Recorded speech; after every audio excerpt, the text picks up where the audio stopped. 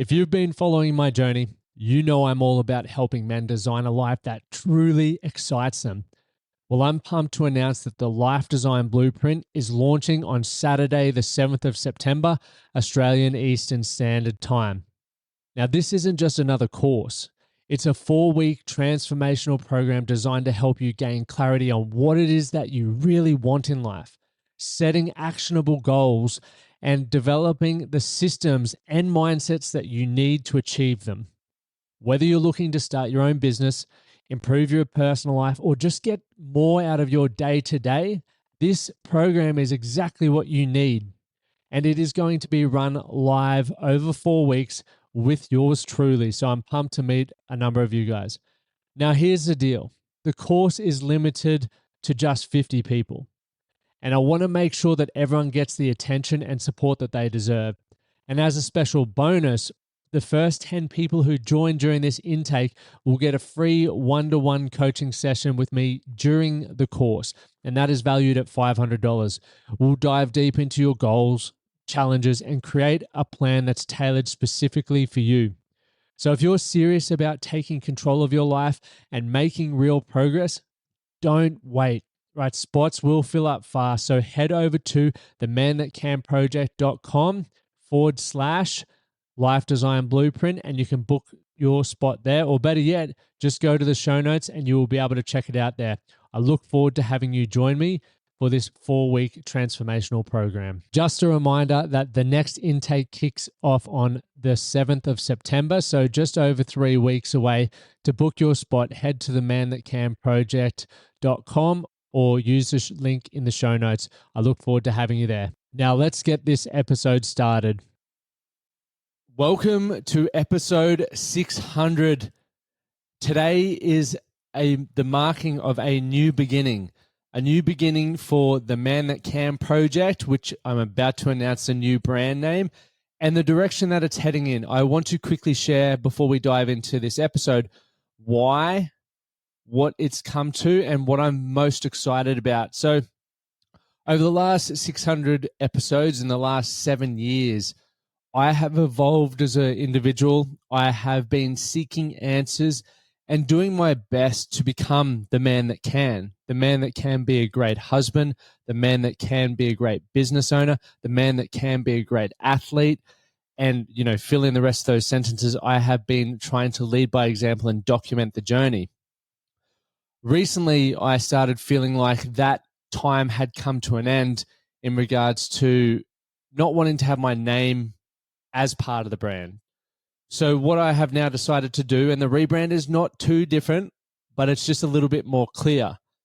The Man That Can project is now going to be called Man That Can with Lachlan Stuart.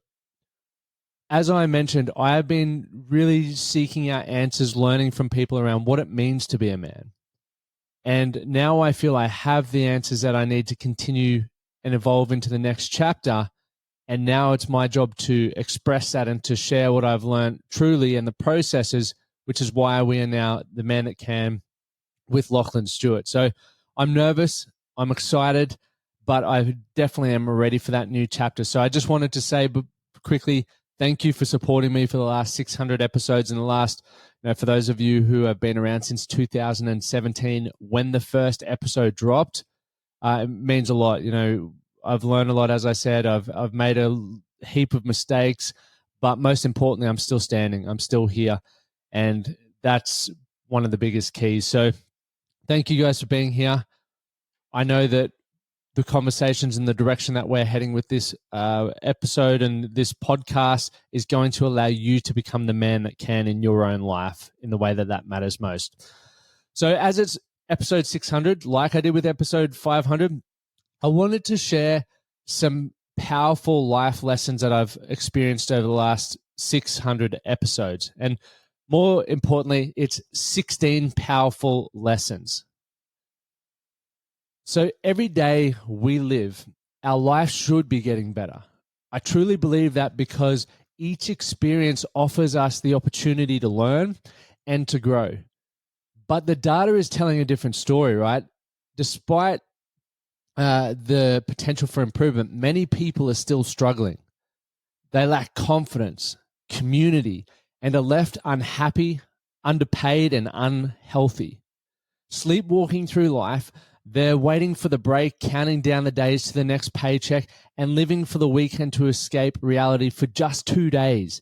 Like that, for me, doesn't seem like a great way to live anymore. I used to do that, but when you think about it, you're working 5 days to live 2. That just doesn't sound fair. Online connection has become the band-aid for growing loneliness that plagues our society. It saddens me because I genuinely believe that everyone has a potential to live a great life. I've been told I couldn't do things, and I've spent my life proving otherwise. I am the man that can. In this episode, I want to share with you those 16 powerful lessons from 600 episodes. And I've made a conscious effort not for it to be generic advice that you would normally get on these episodes or hear from people. It's genuine for me. So sometimes the title isn't as catchy as I guess marketers want you to make it, but this is legit lessons for me. So number 1, let's dive in. Don't fear the shift. Your transformation is part of the journey. So the biggest fear I had was letting go of who I was so that I could step into who I wanted to become. The fear of losing friendships, changing careers, and moving towns held me back for a long time. But holding on to the past limits your ability to move into the future. And I've feared the shift so many times in my life, even up until recently when I moved to America. I'm even experiencing it right now from the rebranding of the Man That Can project. I feel I've transformed since starting the journey in 2017, as I mentioned, and now the project needs to reflect that change. Back then, my goal was to save men's lives from their own hands, which it still is, but the narrative's changing, right? I was trying to save myself. I was struggling with money. I didn't know who I was, and I did not know where I fit in. But over the years, I've changed my life, and I've impacted thousands of men in the process. And I've always backed myself and trusted my gut. And I chose a different, example, really. I chose a different high school than my mates. I ventured into network marketing when everyone ridiculed it. I moved my business online, and I rode 30 marathons in 30 days. I have been on the journey to figure out what it means to be a man. Now I want to express that. Number 2, with knowledge comes complexity. Now, most people think with knowledge comes understanding, and yes, but hear me out here. So I have read hundreds of books, attended countless courses, and invested over $125,000 in my personal and professional development. Yet the more I've learned, the more complex my life has become. The journey has made me believe that there's always a deeper reason for things. I've come full circle and then some. And I want to clarify here. I may not be in the position I'm in right now had I not gone full circle. So as much as what I'm about to say may challenge what most people believe and what most people think, I do not want to discredit the fact that going down the rabbit hole on a lot of things really benefited me. But now that I have those learnings, now that I have that understanding, I feel the way that I'm about to share. So the more complex something appears, the less likely I'm going to give it a go. I don't like complexity. Over the past 2 years, I've spent so much of my time trying to simplify things, which has brought me back to what I originally knew. Right? Example is to have savings, spend less than you earn. To have a loving marriage, continue to date. To enjoy life, make time for the things that you love. When I first started trying to make money, I knew that I needed to add value. But as I studied more about making money and studied more about business, I went down the rabbit hole, built complex systems, and lost focus on sales, right? The thing that actually generated that. And I got distracted by pointless things. The same happened for my marriage, guys. I got caught up in exploring past trauma, polarity, and boundaries. And don't get me wrong, like I was saying, the full circle was very beneficial. But why I was able to get back to the full circle point was because I did the work. I didn't spend time just sitting there a lot of the time, which I feel had I still been sitting there marinating it, trying to always figure things out, I may not have been able to go, what do I need to do to make progress here to get to what I actually want, which is to live a good life. And I think that's an important point for you, is everything that you decide to do that requires a lot of time and energy. I don't want you to think about this with everything or you'll never get anything done, but anything that's significant, ask yourself, like, what is the purpose of it? What is this leading me to? Because quite often you'll get stuck in a rut with things that sometimes you can just go, hey, I don't need to know all the answers. I just need to know what I need to do to start living my ideal life, whatever that looks like for you. So it happened with my marriage, as I was saying, and now I'm just back to dating, right? Treating her with respect. We set goals together. We have lovely dinners together, and we just hang out like we originally did when we were getting to know each other. And that's made life so much better.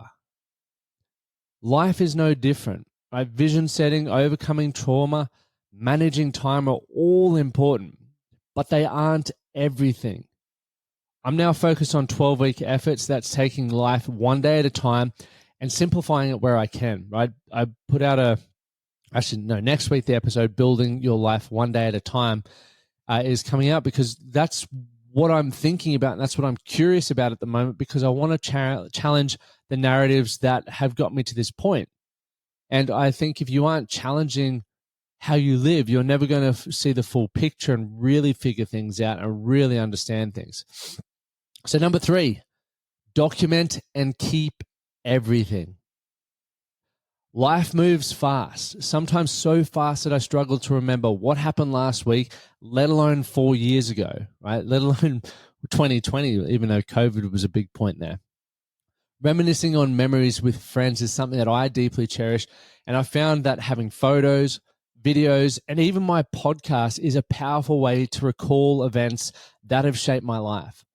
Now, I'm so excited by the idea that my children one day will be able to watch my YouTube channel or listen to this podcast or go through my Instagram and see what I was like throughout different phases of my life. I think it's so important, because I grew up not really knowing my parents. Like, I knew them, but not knowing what they were like. So when I went through things in my life, I felt alone.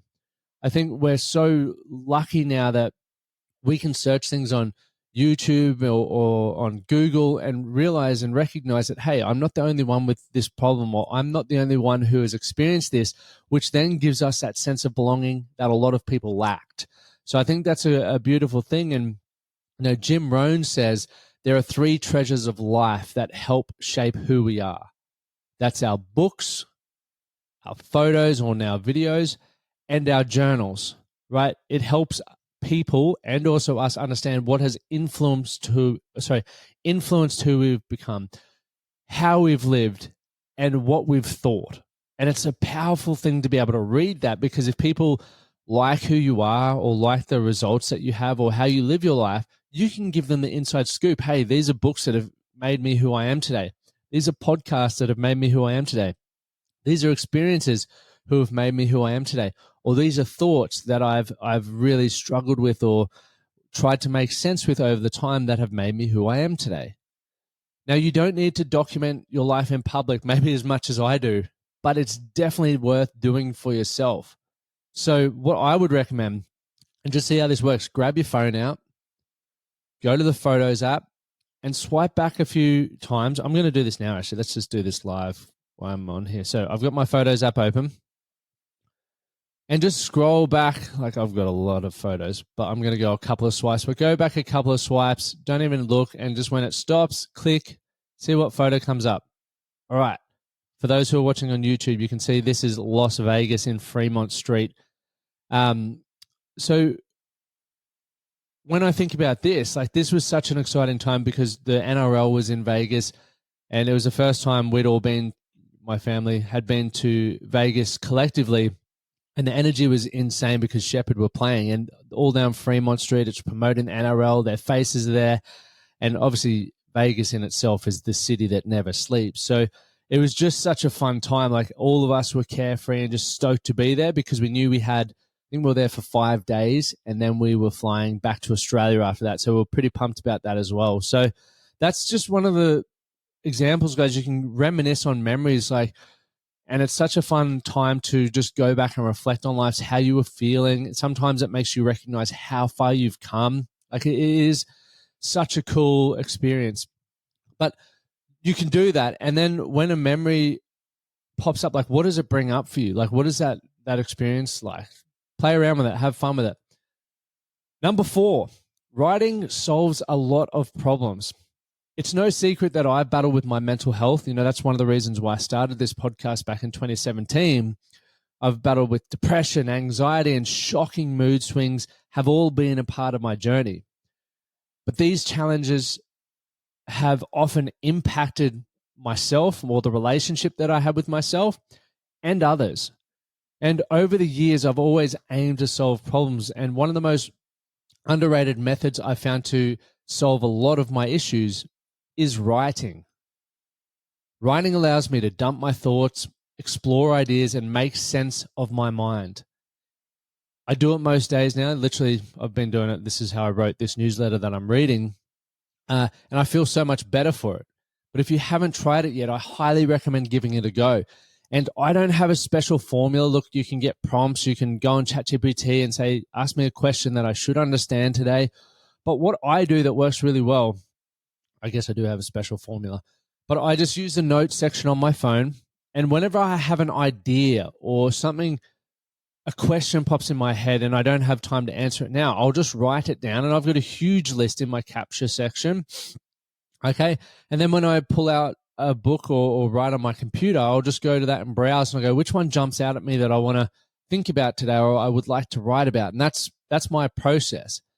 And I dive deeper into this, into the Life Design Blueprint, which if that's something that interests you, head over to themanthatcanproject.com and get involved with that there. That'll be awesome to get involved with. Now, number 5, be mentored, be the mentee, and be equal. What does this mean? To truly understand something, you must teach it, right? I have been fortunate to have so many incredible mentors in different stages of my life. And I'm incredibly grateful for their guidance. In return, I like to pay it forward by mentoring young men and others wherever I can. And I also have peers that are in the same line of work, but also wanting the same things, that we share similar challenges and we grow together. Like it's a really cool experience. And this balance between mentoring others and growing alongside peers has been invaluable, right? It really helps you or helps remind you of all sides of the coin, what it's like to be the beginner, what it's like to be the expert, what it's like to be growing with other people.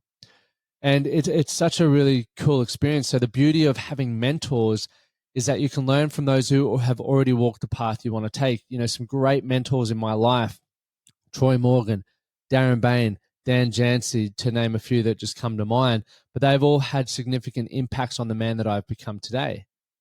The beauty of mentoring others is that it reminds you of what it's like to start out and gives you the opportunity to give back.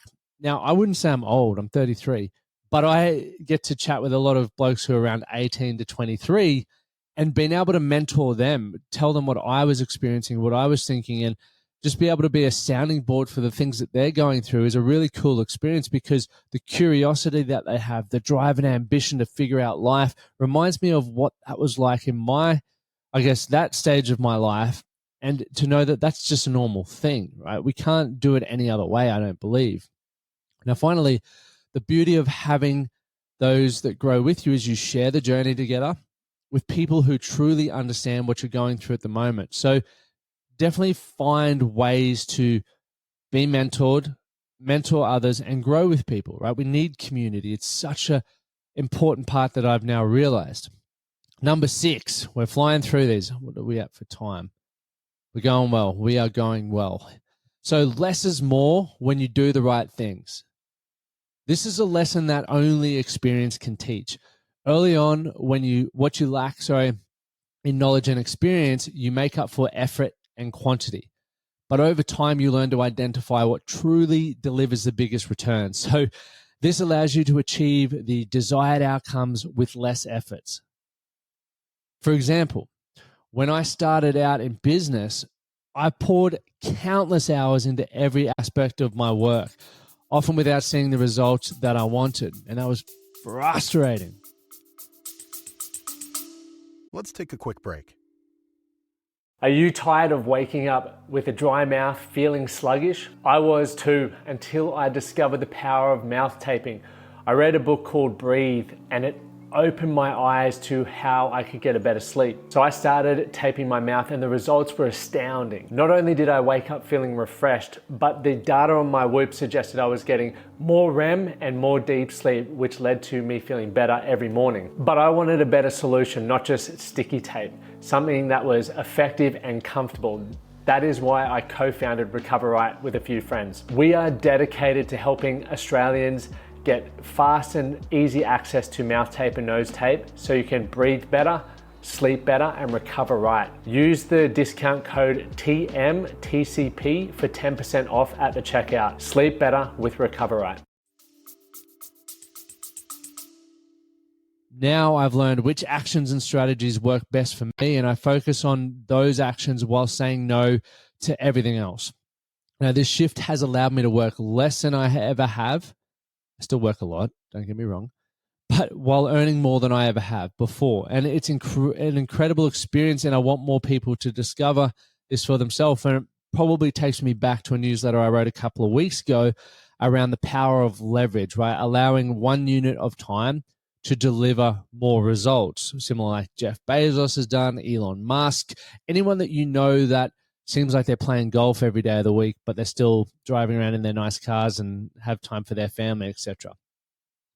I want you to encourage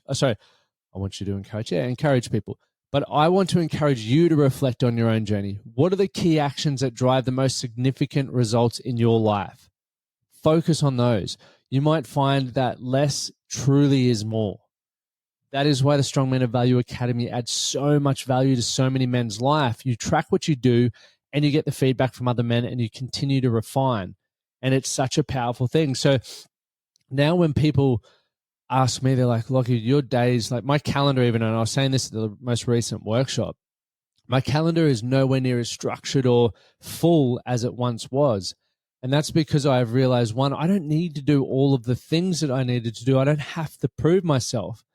There were only a few important things in my life that I want to dedicate time and energy to. And that's my family, that's my friends, that's my business, and that's my training at the moment and an adventure. So as long as I'm allocating time within my schedule each week to that, I feel content. And it must be positive, right? I'm not going to, firstly, I don't always get it right. But secondly, it's like it's not always positive. And if it's not, don't do more of that. Just find the things that do bring energy to your life. I'm one of those people, and I don't know whether you guys can relate, but if I find a song I like, I'm going to listen to it until I don't like it anymore. Because if it makes me feel good, I'm going to keep bloody doing it. My wife doesn't get it and doesn't want to get it, which is fine. But for me, I'm like, that works well. It makes me feel good. I'm going to keep doing that. So less is more, right? You don't always need to do more, but I do believe that I had to do that when I was younger. And I'm probably doing and focusing on more things now than I will when I'm older, because as we gain from experience, and I believe it is the only way to gain it, you don't have to keep the same workload and keep doing everything and saying yes to everything like you did when you were younger, right? The new experiences bring feedback. The feedback then allows you to make better decisions around what you want, what you don't want. Number 7, if the washing basket is on the bed, it's a bloody test. Gents, don't laugh at this one. This is serious. Well, mostly. Relationships require constant work. And sometimes both sides are doing these little cheeky, subtle tests. And if there's a clean washing basket on the bed, let me tell you, it's a bloody test. I used to ignore it until I learned the hard way, right? Amy would be like, man, I keep putting your clothes on the bed. Put them away. I'm not your mother. I didn't help around the house as much. I left my bloody clothes everywhere. And Amy didn't want to mother me. I realized that by not stepping up, I was sending the wrong message. So if there's a basket there, step up and put it away. Your wife wants a husband, not another child. Number 8, Competition always changes, so enjoy the moments. This was huge for me. I remember the first time someone became like a direct competitor and they were in my programs, and then they just took all that I built. And I was like, oh, fuck, you make me angry, and I very much dislike you. And it made work not enjoyable because I thought I was competing. I was competing for business. I was competing to burn this person. And what I realized was running a business and life in general, in most things, means you're always going to have competition because people are trying to take what you have, right? Whether it's your job title, the amount that you earn, your reputation, they want that. So how you view them can significantly impact that journey. I used to see competitors as enemies, right? Trust me, it's not fun living like you're constantly at war, fighting for every piece of business. But after nearly 10 years in business, I've watched competitors come and I've watched competitors go. And I've come to realize that the competition isn't about enemies. Competition isn't about enemies. It's about raising the standard of the industry that you're in, or raising the standard of yourself. I've learned that I enjoy meeting my competitors and embracing the friendly rivalry. It makes the day-to-day experience more enjoyable and reminds me that at the end of the day, it's not life or death. We're all here trying to do the best that we can with the information we have. Why not have fun and enjoy the journey? So number 9, we're nearly there, guys. Maximize family time. When I was in my early 20s, everything was about my mates and chasing girls. As I've gotten into my 30s, I've appreciated building better relationships with my family.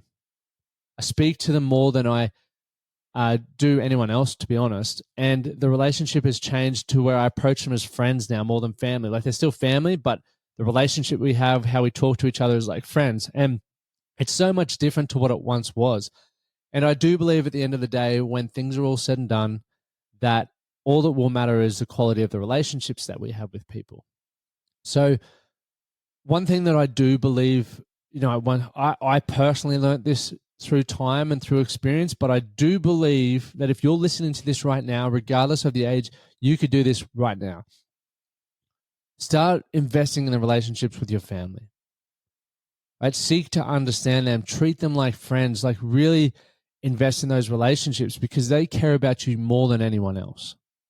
As much as you think they don't, they do. And as soon as you start becoming friends with them, you guys get more invested in each other's lives, even though you didn't think that was possible. It's a really cool experience.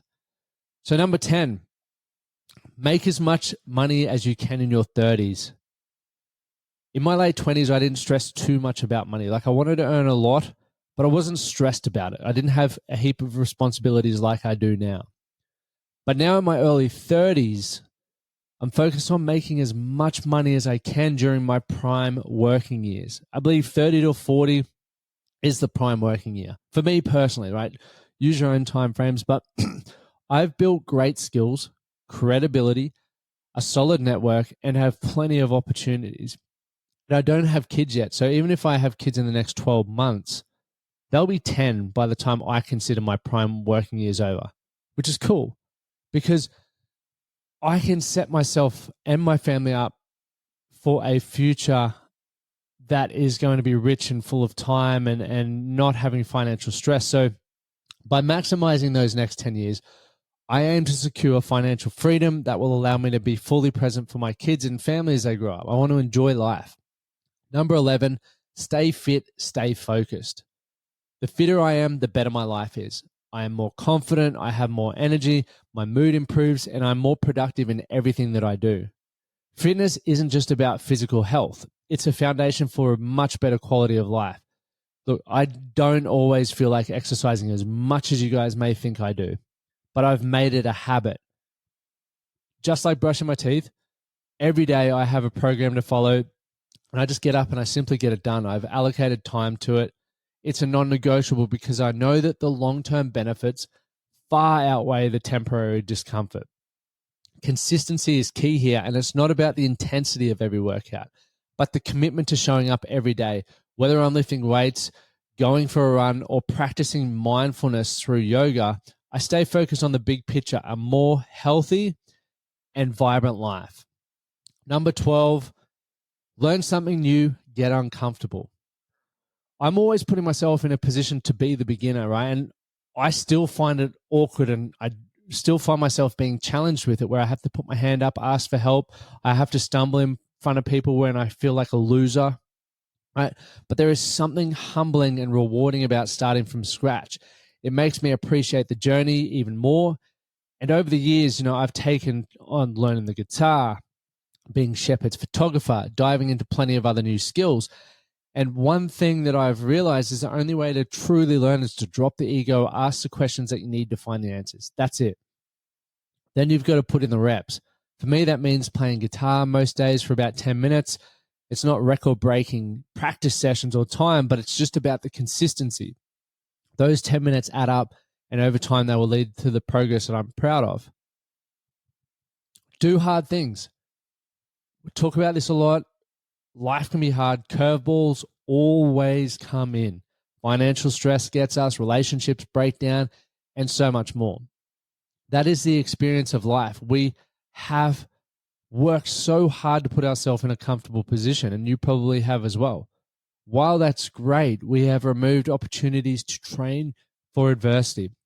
And we don't even sweat much anymore. We just put aircon on.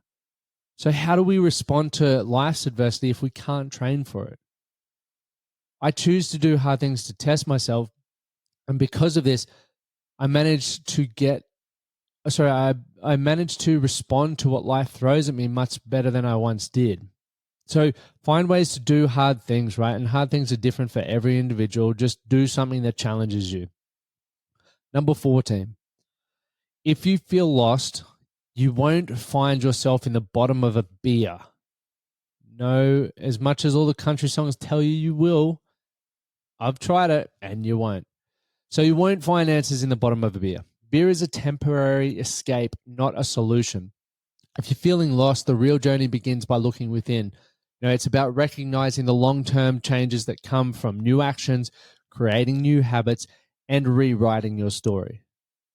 When you're tempted to reach for the beer to numb the confusion or the pain, pause and ask yourself, what am I really searching for? The answers you seek won't come from the outside. They'll come from the work that you do within yourself. And I had to learn that the hard way early on in my journey.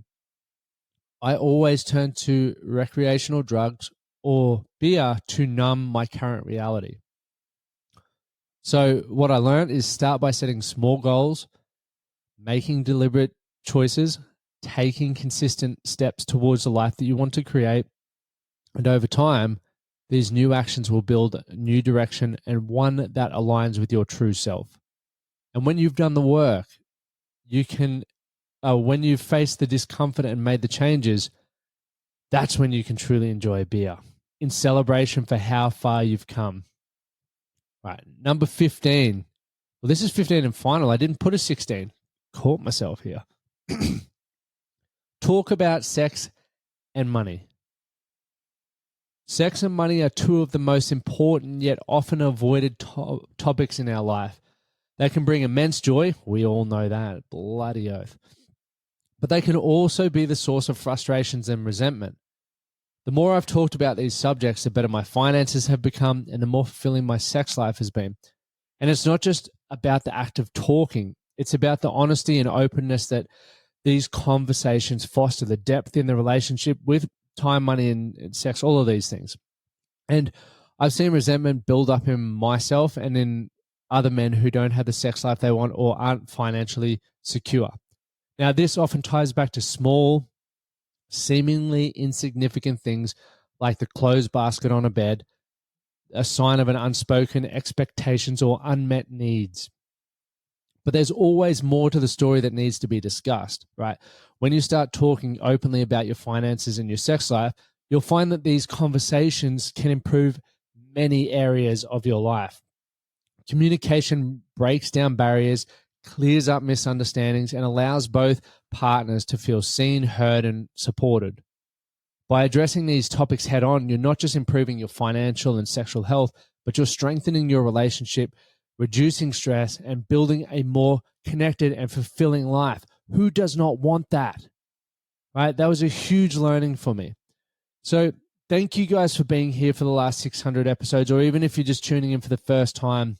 I hope those 15 powerful lessons from my 600 podcast episodes have come in helpful. They've really helped me learn with my life, and I'm very excited for the next 600 as I document things that I'm going on. The 58 to 58 is about to be announced. I'm super excited to bring you guys along on the journey. As I said, a lot of the guests that I'll be interviewing after episode 606, I think it is, will be helping me get supported there. So that should be fun. So my podcast has continued to evolve, and I'm excited to share this next chapter with you guys. What started as Well Fit with Lachlan Stuart grew into the Man That Can project, and now embarks on a new journey, Man That Can with Lachlan Stuart. I've always strived to be the man that can, and now I'm on a mission to inspire men to become the man that can in their own lives. As always, do something today to be better for tomorrow.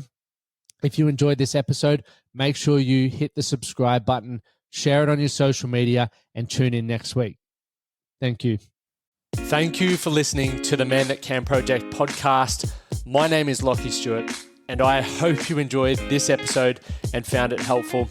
If you did, please take a moment to rate and review the Man That Can Project on your favorite podcast platform. And don't forget to subscribe to stay up to date with our newest episodes. We'll see you again next time.